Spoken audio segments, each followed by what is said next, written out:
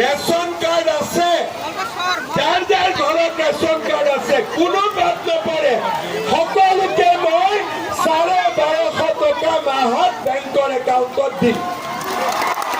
হ'ব? একদম বিশ্বাস কৰিছে? ঠিক আছে।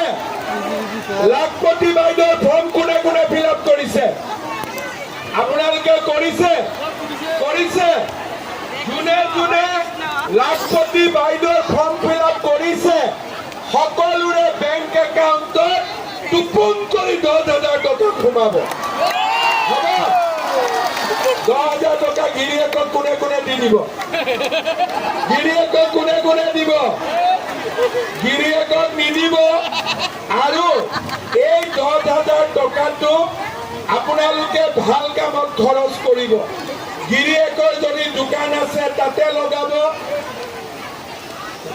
গাহৰি, মুৰ্গী, ছাগলী একো নহলেও ঘৰত 50ডাল চেগুনৰ গছ ৰুব, নহলে 50ডাল বগা চন্দনৰ পুলি ৰুব।